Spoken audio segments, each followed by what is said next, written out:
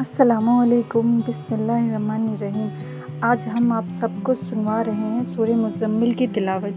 ये सूरा उन लोगों के लिए है जो रात की तन्हाई में अपने रब से राब्ता रखना चाहते हैं। इसकी तिलावत दिल को सुकून देती है और हर परेशानी का बेहतरीन इलाज है। तो चलिए दिल से सुनिए अल्लाह का पाक कलाम सूरह मुज़म्मिल।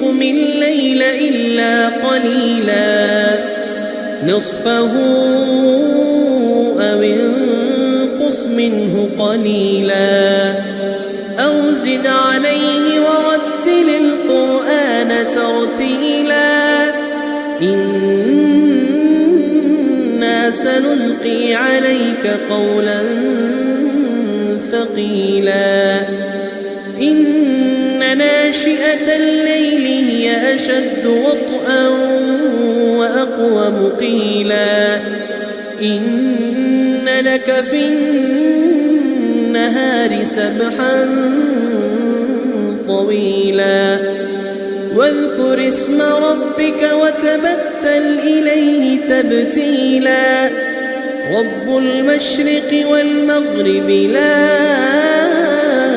إله إلا هو فاتخذه وكيلا واصبر على ما يقولون واهجرهم هجرا جميلا وذرني والمكذبين أولي النعمة ومهلهم قليلا إن لدينا أنكالا وجحيما وطعاما ذا غصة وعذابا أليما يوم ترجف الأرض والجبال وكانت الجبال كثيبا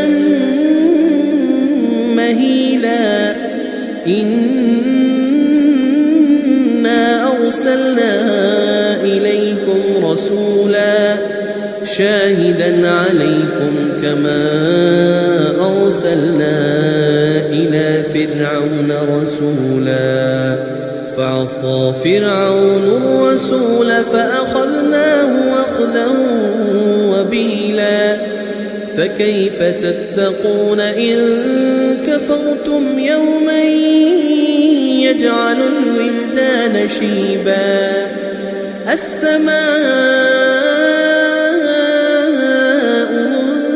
منفطر به كان وعده مفعولا إن هذه تذكرة فمن شاء اتخذ إلى ربه سبيلا إن ربك يعلم أنك تقوم أدنى من ثلثي الليل ونصفه وثلثه وطائفة من الذين معك والله يقدر الليل والنهار علم أن لن تحصوه